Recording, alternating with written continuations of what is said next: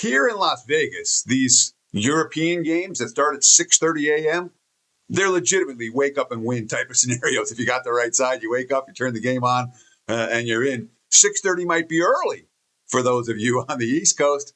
9:30 works as well. Let's talk about this week's European matchup in Madrid. We've got the Washington Commanders and the Miami Dolphins. Looking at my live odds logic, live odds screen, I'm seeing Miami minus 2.5, or even some threes starting to pop up for the Dolphins. Total in this game, 47.5. Every sharp dollar has come for the favorite here. The betting markets want no part of Washington, and I get it. It's hard to make a case for the Commanders right now. Obviously, they're playing with a backup quarterback. And Marcus Mariota last week, 9.7 yards per pass attempt, but they give up 226 on the ground.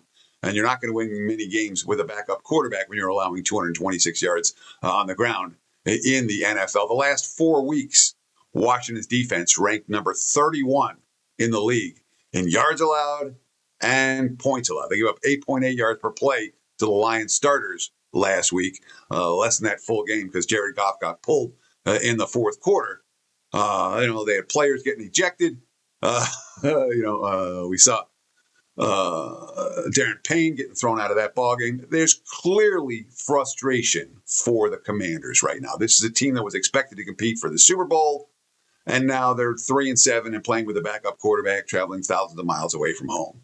It is not a spot where I'm excited about Washington or where the betting markets are excited about Washington. There's a reason Miami has taken all the money so far. The Commanders, and again, this is a Commanders team. When you had those expectations, Miami had expectations too. I don't know if they had Super Bowl expectations, but Washington played in the NFC Championship game last year and then were buyers this offseason. They had big expectations and they failed. Miami has littler expectations. We'll talk about that in just a minute. First, I want to ask you guys one simple favor. If you like this type of breakdown, hit that like button. Thank you. That's really all we ask. If you want, comment below. Tell us what you think about this game or any of the other games in the NFL this weekend. And if you, in particular, if you haven't done so, subscribe to the Wager Talk YouTube channel. We've got close to 250,000 of you who have already subscribed to this channel. Why?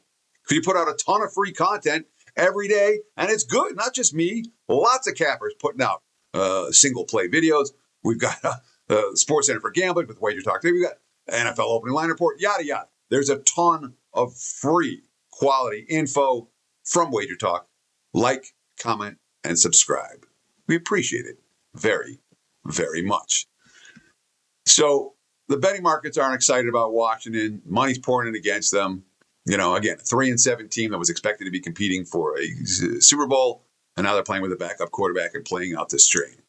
That being said, I don't know if I love Miami this week. I don't. They're 2-1 straight up the last 3 games. They clearly haven't quit on their coach. They clearly haven't quit on their season. And even the loss in that span, when they lost to Baltimore, they probably played better than the final score would indicate.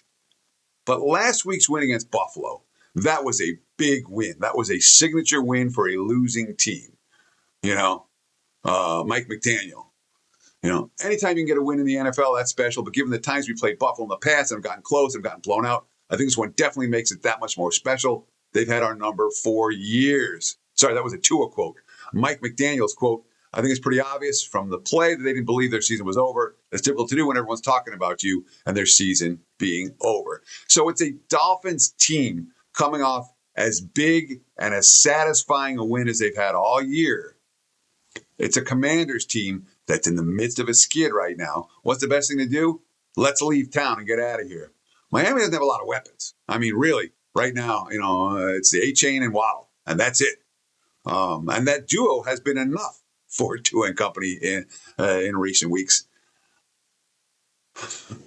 This is not one of my stronger opinions, but if I have to play this game, I can't lay with Miami given the spot. They're off a huge win. Washington's off a crushing loss.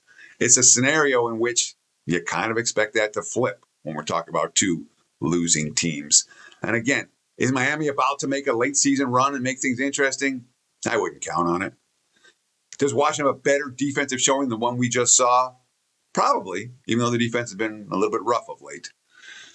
Yeah, I can only take the Commanders here. Lean under as well. Again, 47.5, the prevailing total as we speak.